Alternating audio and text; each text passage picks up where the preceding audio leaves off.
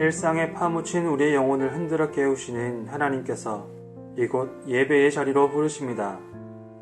그러므로 우리는 예수로 말미암아 항상 찬송의 제사를 하나님께 드리자. 이는 그 이름을 증언하는 입술의 열매니라. 오직 선을 행함과 서로 나눠주기를 잊지 말라. 하나님은 이 같은 제사를 기뻐하시느니라. 끊임없이 우리의 이름을 부르시며 찾으시는 하나님, 당신의 부르심 앞에 순종하며 예배의 자리에 섭니다. 이곳에서 어려운 시기를 보내는 우리를 잠시 생각해 봅니다. 그리고 다시 눈을 들어 하나님을 바라볼 때 겸손한 마음으로 당신을 예배하는 우리의 몸과 마음이, 생각과 시선이 새로워져서 지금 이때에 일하시는 하나님을 발견할 수 있는 은혜를 허락하여 주옵소서. 이 예배에 예배하는 우리의 심령에 임재하셔서 우리의 삶과 하나님을 새롭게 찬양하는 우리의 믿음이 되기를 소망하며 예수님의 이름으로 기원합니다. 아멘. 하나님, 우리는 이번 한 주의 삶을 어떻게 살았습니까? 우리의 내면을 바라봅니다. 어떤 생각과 어떤 마음으로, 어떤 감정과 어떤 태도로 행동하였는지 돌아봅니다.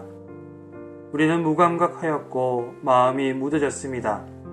하나님과 다른 사람의 필요를 눈여겨보지 않았고 평안을 지키고자 내가 쌓은 성에 머물러 있었습니다. 하나님을 사랑하고 이웃을 사랑하라는 가장 쉬운 말씀을 항상 기억하면서도 애써 외면하며 지냈습니다. 이것이 우리의 연약함인 줄 알지만 동시에 하나님께 용서를 구해야 할 죄임을 깨닫습니다.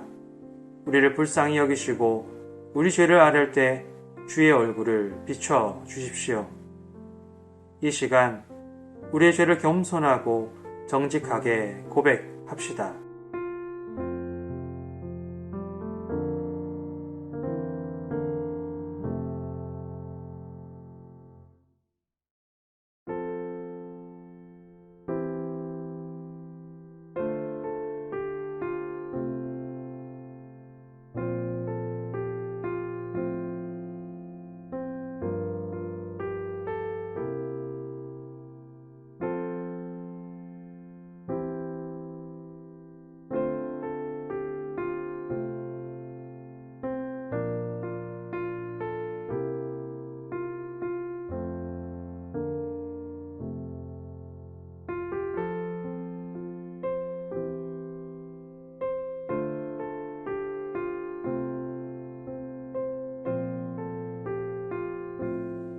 주와 같은 신이 어디 있으리까? 주께서는 죄악과 그 기업의 남은 자의 허물을 사유하시며 이내를 기뻐하심으로 진노를 오래 품지 아니하시나이다. 아멘. 이제 사도신경으로 우리의 믿음을 고백합시다. 나는 전능하신 아버지 하나님 천지의 창조주를 믿습니다. 나는 그의 유일하신 아들 우리 주 예수 그리스도를 믿습니다. 그는 성령으로 잉태되어 동정녀 마리아에게서 나시고 본디오 빌라도에게 고난을 받아 십자가에 못 박혀 죽으시고 장사된 지 사흘 만에 죽은 자 가운데서 다시 살아나셨으며 하늘에 오르시어 전능하신 아버지 하나님 우편에 앉아 계시다가 거기로부터 살아있는 자와 죽은 자를 심판하러 오십니다. 나는 성령을 믿으며 거룩한 공교회와 성도의 교제와 죄를 용서받는 것과 몸의 부활과 영생을 믿습니다. 아멘. 오늘 우리에게 주신 하나님의 말씀은 신약성경 마가복음 6장 41절부터 46절까지의 말씀입니다. 하나님의 말씀을 함께 읽습니다. 예수께서 떡 5개와 물고기 2마리를 가지사 하늘을 우러러 축사하시고 떡을 떼어 제자들에게 주어 사람들에게 나누어 주게 하시고 또 물고기 2마리로 모든 사람에게 나누심에 다 배불리 먹고 남은 떡 조각과 물고기를 12바구니에 차게 거두었으며 떡을 먹은 남자는 5,000명이었더라.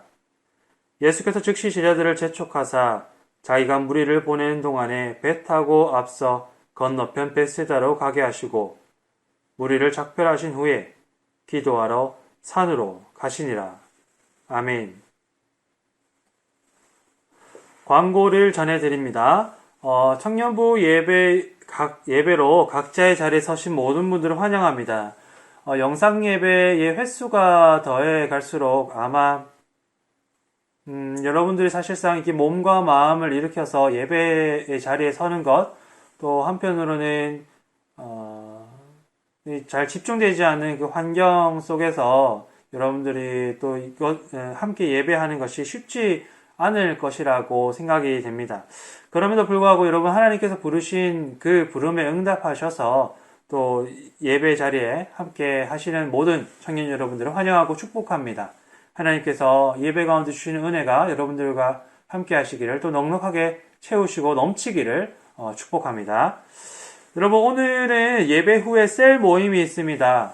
아마 셀 리더들을 통해서 각 그 셀방에 공지가 되었을 것 같습니다.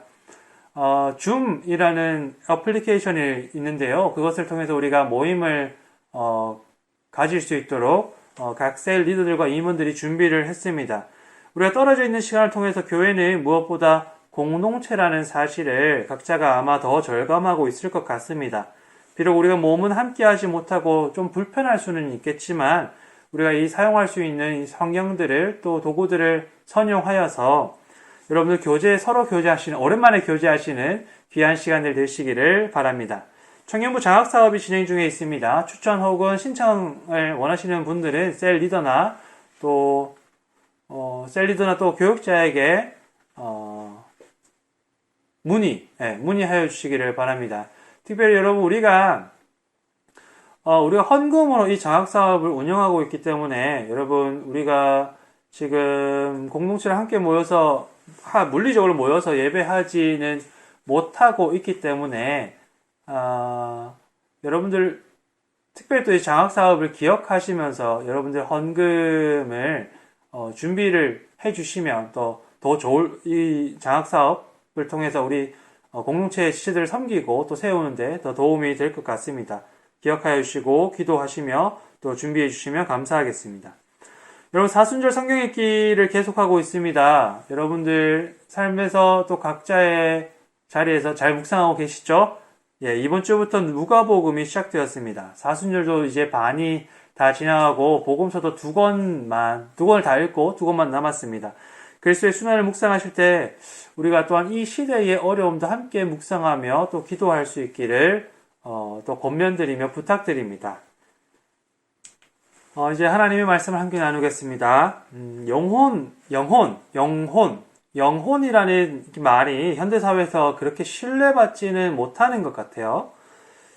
그런데 교회에서는 여전히 쉽게 좀 접할 수 있는 단어 중에 하나죠. 일반적으로 이 단어는 사람들이 생각할 때 우리 몸에 깃들어 있는 어떠한 것, 우리 인간의 어떤 본질적인 것, 에센스라는 의미로 좀 사용되는 것 같아요. 신약 성경의 이 배경이 되는 그리스 문화에서, 그리스 철학에서도 그렇게 생각했죠. 우리 육신은 껍데기이고 우리 육신 안에 머물러 있는 영혼이 참된 것, 참된 본질이다 라고 그렇게 생각을 했습니다. 그런데 구약 성경 전통은 조금 다릅니다. 이 전통에서 영이라는 것은 하나님께서 창조하신 그 존재 자체를 가리키는 말이죠. 이 물질로 이루어져서 이 세상의 한켠에 공간을 두고 차지하는 우리의 이 몸과 영이 서로 분리되는 것이라고 생각하지 않았어요. 그래서 창세기에서도 아담을 흙으로 된 몸과 영으로 되어 있다고 하지 않고 하나님께서 이렇게 숨을 불어넣으실 때 그제서야 그 존재가 생명이 되었다라고 표현하고 있죠. 어떤 존재라는 것이, 하나님께서 창조하신 존재라는 것이 이 몸을 따로 떼어놓고서 상상할 수 있는 어떠한 것이 아니다라고 여겼던 것입니다. 여러분, 이 물리적이고 화학적인 성격을 가진 우리 이 몸이 우리 존재성의 이 부분이라는 것은 우리가 한번 깊이 생각해 볼 만한 의미가 있는 것 같아요.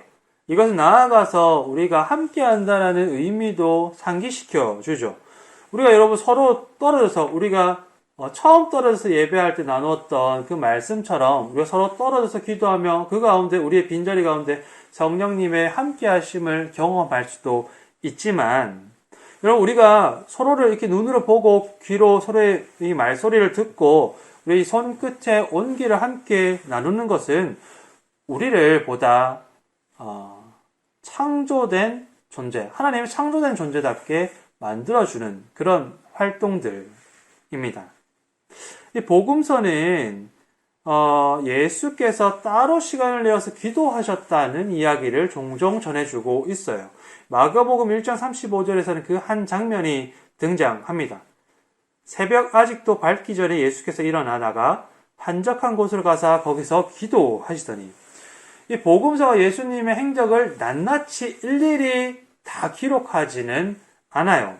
그렇지만 이 매일 반복되는 새벽에 나가서 기도하셨다라고 보도하고 있는 이 대목은 아마 예수님의 삶이 기도하는 삶이었다는 것을 우리로 하여금 알게 해주는 것 같습니다. 그 외에 예수님께서 기도하시는 것은 드물게 또 소개가 돼요. 마가복음에서는 예수님의 또 다른 기도하시는 장면을 소개하는 단락이 예수께서 5,000명이 넘는 사람들을 먹이신 그 다음에 소개가 되고 있습니다. 3일 동안 예수님의 권위 있는 이 가르침에 매료되어서 듣던 사람들은 이 사람들이 돌아가는 길에 너무 배가 고프고 줄여서 힘이 없어서 지쳐서 쓰러질까봐 걱정하시면서 그들을 돌보시는 예수님을 통해 또 그들의 배가 든든히 채워지는 장면들이 등장하죠. 이 권위 있는 말씀으로 그들을 먹이시고 또 육신의 배고픔도 먹이시는 이 예수님의 이야기. 이 둘을 경험한 사람들은 예수님을 자기들의 이 곁에 두고서 왕으로 모시고자 합니다. 그러나 예수님이 그 자리를 냉큼 떠나버리시게 되죠. 제자들을 먼저 이들 무리에서 떼어서 제자들을 먼저 배에 태워서 바다를 건너게 하신 다음에 자기 자신도 예수님 스스로도 무리들을 떠나서 홀로 산에 기도하러 가십니다. 복음서는 이때 예수께서 기도하셨다고 전해주고 있어요. 그런데 여러분, 이 장면이 너무나도 간결합니다. 종종 복음서는 예수님의 행동을 필요 이상으로 자세하고 낱낱이 상세하게 기술할 때가 있어요. 사람을 고쳤다라고 이렇게 단순하게 간결하게 말하는 대신에 흙을 막 이겨서 침을 뱉고 눈에 발라서 물가에 가서 씻으라고 말씀하셨다. 이런 식으로 상세하게 또 장황하게 이야기하는 대목들이 있어요. 여러분, 사실상 우리로서는 따라할 수 없는 이 예수님의 치유 활동. 여러분, 우리가 흙을 이겨서 침을 뱉고 사람의 눈을 바르는 순간 사람들이 어떻게 할까요? 우리는 이 일들을 따라할 수가 없습니다. 그렇죠? 그것보다는 예수님의 기도문을, 예수님이 어떻게 기도하셨는지 복음서에 적어 놓는 것이 여러분, 이 신앙하는 사람들, 성경책을 읽고 예수님을 믿는 사람들에게 더 도움이 되지 않을까요? 우리의 기도에, 우리의 신앙에 한번 적용해 볼 수 있을 테니 말입니다. 그러나 성경은 예수님의 그 기도를 기록하지 않고 오히려 이런 때에 더 간결하게 묘사합니다. 그저 산에 기도하러 가셨다. 여러분, 예수님이 무슨 기도를 하셨을까요? 저는 그 성경을 읽을 때마다, 복음서를 읽을 때마다 예수님이 그저 그가 사람이었다는 사실을 잊지 않기 위해 좀 애를 쓰는 편입니다. 예수님께서 그저 하나님이시라면 이 복음서와 저 사이에, 이 예수님과 저 사이에 이 간격을 메꿀 수가 없어요. 그때 예수님이 그저 하나님이시라면 그때 예수님은 십자가를 지고 따라갈 수 있는 분이 아니라 그저 제가 그냥 바라만 봐야 되는 분이신 거죠. 그분은 하나님이시기 때문이에요. 하나님이시니까 그렇게 하실 수 있었던 거죠. 예수님의 겸손함, 자비, 긍휼, 다른 사람들을 향한 무한한 사랑, 용서하심과 그들을 끌어안음, 나와 비록 결이 맞지 않고 대화가 되지 않고 사상과 감정과 어떤 그 철학의 결이 너무나 다르지만 때로 그래서 그 사람들이 내 내면에 이 불쾌감을 이렇게 자극시키지만 그럼에도 불구하고 그런 사람들을 품어서 하나님의 공동체를 만들어 가시는 그 예수님, 그 예수님을 우리가 따라할 수가 없습니다. 하나님이시니까 그렇게 하실 수 있었던 거죠. 그러나 그분이 사람이었다는 사실을 기억할 때 우리는 그분이 하셨던 것처럼 살아갈 수 있고 또한 그분이 하셨던 것처럼 자기 십자가를 지고 따라가야 하는 그런 삶을 마주하게 됩니다. 예수님께서 그러하셨던 것처럼 우리 역시 성령을 통해서 그 나라, 그 존재를 꿈꿀 수 있는 희망 역시 생기게 되는 거죠. 그래서 히브리서는 예수님께서 사람이었다는 사실을 교회 성도들에게 이렇게 상기시켜 줍니다. 우리에게 있는 대제사장은 우리의 연약함을 동정하지 못하실 리가 아니요 모든 일에 우리와 똑같이 시험을 받으신 이로되 죄는 없으시니라. 이 모든 사람이 겪는 어려움과 유혹을 모든 사람 중에 한 사람이시기에 모든 사람들 중에 한 사람이시기에 겪어내셨던 예수님. 그래서 여러분 저는 예수님이 어떤 기도를 하셨는지 좀 궁금해집니다. 여러분 우리가 이렇게 살다 보면 어느 순간 어느 때에는 우리가 머물러 있는 그 자리에 그대로 머물러 있고 싶은 생각이 들 때가 있어요. 이곳이 좋사오니 하고 하나님께 이야기하고 싶을 때가 있다는 거죠. 내가 하는 일의 성취를 느끼거나 만족감을 느끼거나 이 성공의 기쁨을 누릴 때, 즐거움을 누릴 때, 그렇죠. 여러분 박수 칠 때 떠나라는 말이 있지만 우리가 사실 다른 사람들에게서 인정을 받고 칭찬을 받고 그들과의 충만한 교제 가운데 있을 때, 그들로부터 박수를 받을 때, 또 나 자신으로부터 박수를 받을 때 여러분 그 일이 얼마나 우리에게 좋은 일입니까? 그럴 때 우리는 그 현실에 머물러 있고 싶은 마음들, 그 현실에 머물며 그곳에 눈을 계속해서 고정시키고 싶은 마음들이 들죠. 사람이기 때문에 그렇습니다. 여러분 우리가 산 위에서의 예수님의 기도를 알 수 없어요. 성경은 그 기도를 소개해 주지 않고 있습니다. 그러나 본문은 예수님과 함께 했었던, 예수님과 같은 경험을 현장에 있었던 또 다른 사람들의 이야기를 들려줘요. 바로 제자들이죠. 예수님보다 먼저 그 자리를 떠나서 배에 올랐던 제자들의 이야기를 성경은 뒤이어서 전해주고 있습니다. 예수님께서 급히 그 자리를 떠나보내신 제자들은 이 바다를 건너기 위해서 배에 올라갔어요. 사흘 동안 그 예수님의 메시지를 들으면서 예수님의 말씀을 따라 사람들을 돌보았던 제자들. 그 제자들의 수고가 이제는 좀 피로로 다가오는 순간이었을 것 같아요. 그 얼굴을 스치는, 여러분 한번 상상해 보십시오. 그때에 이제 배에 마치는 쉼을 누리게 된 제자들. 배에는 그 바다에 그 상쾌한 바람이 스쳐 지나가고 이 배 위에서 바라보는 그 바다의 노을이 얼마나 또 아름다웠을까요? 여러분 그 좁은 배 위에 제자들이 이제 옹기종기 모여 앉아서 고단했던 시간들을 이렇게 돌이켜 보았을 것 같아요.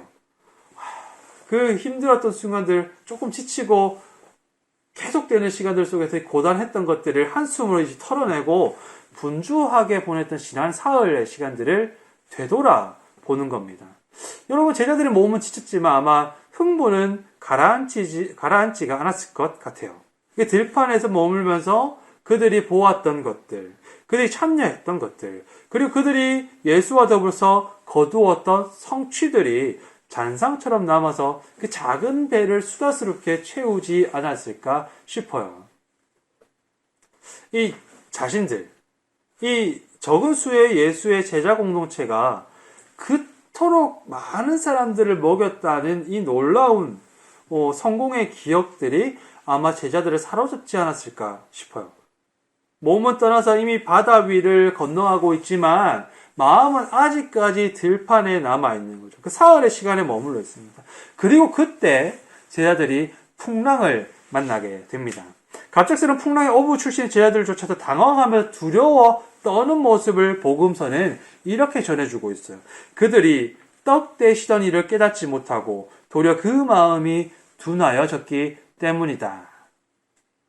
여러분 예수님의 기도를 우리는 알지 못합니다. 하지만 같은 현장에서 같은 시간을 보낸 예수님과 대조적인 모습을 보여주는 이 제자들의 모습은 예수님이 기도를 통해서 거두었던 열매가, 기도의 열매가 무엇이었는지 우리로 하여금 짐작할 수 있도록 해줍니다. 예수님은 기도하시면서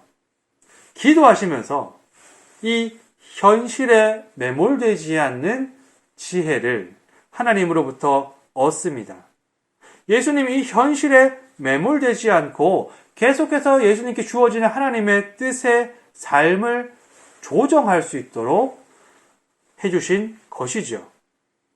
여러분, 우리는 지금 낯설고 힘겨운 시간을 지나가고 있습니다. 그런데 시간이 지날수록 조금씩 여전히 불편하긴 하지만 조금씩 익숙해져 가고 있습니다.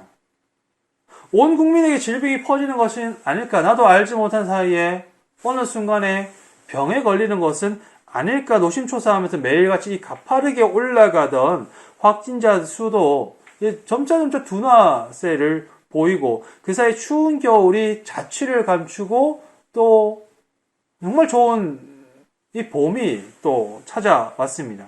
서서히 긴장도 좀 풀려가는 것 같아요. 사람의 적응력이 여러분 생각하지도 못한 사이에 발현되어서 이런 상황 속에서도 우리는 점점 저마다의 방법으로 삶의 일상성을 지켜나가고 있습니다. 그러나 한편으로 그것이 우리가 현실에 매몰되어 가는 과정은 아닌지 좀 돌아봐야겠습니다. 영광스러운 성취와 성공이든 가슴 아픈 실패나 역경이든 떠들썩한 기쁨과 즐거움이든 불안에 떨게 하는 위협과 위험이든 현실은 점점 우리 몸에 익숙해져서 일상의 얼굴로 찾아옵니다. 그리고 그때 우리는 신압으로 모르는 사이에 점차 조금씩 타성에 젖어들곤 합니다. 여러분, 이게 일상의 평범함은 사실상 하나님께서 주시는, 우리에게 주시는 너무나 큰 축복이자 선물입니다. 그러나 동시에 우리가 기도하면서 깨어 하나님의 뜻을 찾고 구하지 않을 때, 이 일상은 우리 믿음을 향해서 다가오는 거대하고 무거운 평범성이 되어 우리의 믿음을 압도합니다. 일상성은 금세 타성으로 얼굴을 바꾸어 우리를 현실에 매몰시키는 힘이 되는 거죠. 예수님은 기도의 삶을 통해 그 현실의 무거운 장막을 걷어내고서 하나님의 뜻을 발견할 수 있었습니다. 예수님 삶을 채웠던 그 많은 위기 속에서도 안주하며 매몰될 수 있는 성취와 즐거움 속에서도 끊임없이 하나님의 뜻을 찾고 구하는 삶을 이어갈 수 있었던 것은 그분이 기도의 삶을 사셨기 때문입니다. 여러분, 이 어려운 시대를 지나가는 교회를 향한 하나님의 뜻이 대체 무엇일까요? 하나님께서는 교회된 우리가 각자 성도로 부름받은 우리 한 사람 한 사람이 자신의 시대에, 자신의 시간에, 자신의 삶을 어떻게 지나가기를 기대하실까요? 하나님의 뜻을 찾고 구하는 것은 여러분 사실상 우리가 익숙해지지 않는 한 가지입니다. 우리는 일상에 파묻혀서 마치 하나님이 계시지 않는 듯한 삶을 살아가기를 여러분 내심 기대하지 않습니까? 하나님을 찾을 필요 없는 삶, 하나님의 도움이 필요 없는 그런 삶, 그런 평온한 삶들이 계속되기를 우리는 사실 바라고 있죠. 위기도 어려움도 점점 익숙해져서 평범함으로 다가올 때쯤엔 큰 흔들림 없이 이 삶이 그냥 우리가 지나가기를 바라면서 하나님께 기도하지 않아도 되는 그런 삶을 이어가기를 사실 우리가 내심 그렇게 바라고 있는 것 같습니다. 그렇기 때문에 여러분 우리가 의식적으로 환기하며 의식적으로 훈련할 필요가 있습니다. 우리는 하나님의 뜻을 구하는 노력을 해야 되는 거죠. 마음을 정해서 기도할 필요가 있습니다. 우리가 꾸준한 운동을 통해서 우리의 몸을 단련시키고 바꾸어 나가는 것처럼 여러분 우리가 의식적으로 하나님의 뜻을 찾고 구함으로써 기도의 삶을 우리가 힘있게 이어감으로써 우리의 영을 단련시켜 갑니다. 우리가 마주한 비정상적인 정상생활 앞에서 우리는 일상성에 함몰되는 대신에 다시 의식적으로 하나님의 뜻을 찾고 구한다면 여러분 우리의 삶이 얼마나 달라질 수 있을까요? 하나님은 우리 삶을 얼마나 어떻게 바꾸어 가실까요? 여러분, 이때 여러분 어떤 생각을 하시면서 또 어디에 시선 두시면서 어떤 사건들에 관심을 집중하시면서 어떤 감정으로 보내고 계십니까? 곳곳에서 아우성이 들려옵니다.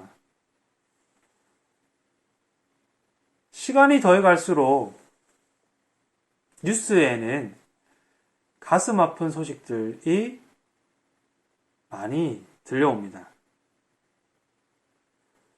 곳곳에서 특히 가난한 자들이 고통받는 자들에게 손을 뻗어 삶의 일부분을 내어주는 이야기들도 들려오고 있습니다. 우리 각자의 평범한 일상의 흐름을 잠시 중단하고 각자의 산으로 올라 하나님의 뜻을 구하는 공동체가 될 수 있기를 소망합니다. 그때 예수께서 산에서 보았던 그 삶의 시선이 여러분들과 또한 저와 함께하기를 기도합니다. 주님의 몸된 여러분들을 통해서 각자의 일상 속에서 이루어지는 하나님의 나라를 풍성하게 누리는 복된 은혜가 함께 하시기를, 여러분들의 기도하는 삶을 통해서 하나님의 뜻이 이 땅 가운데, 여러분들의 삶 가운데 충만하게 이루어지기를, 그리고 그 나라 안에서 여러분들의 삶이, 여러분들의 영혼이 더욱더 온전한 삶이 되어가기를 주님의 이름으로 축원합니다. 그리스도의 몸된 교회 여러분, 이 시간 우리가 주님의 몸이 되어 함께 기도 드립시다. 우리가 기도의 삶을 살 수 있도록 기도합시다. 일상의 평범함에 매몰되지 않고 끊임없이 주님의 뜻을 찾고 구하는 자들 되어서 이 어려운 시기에 우리에게 주신 하나님의 뜻에 응답하는 믿음 되도록 기도합시다. 전 세계적으로 뻗어나가는 전염병의 위협이 하루빨리 진정될 수 있도록 기도합시다. 환자들이 빨리 회복될 수 있도록 하나님께서 용기를 주시고 회복의 은혜를 베풀어 주시며 위로가 함께 하기를 기도합시다.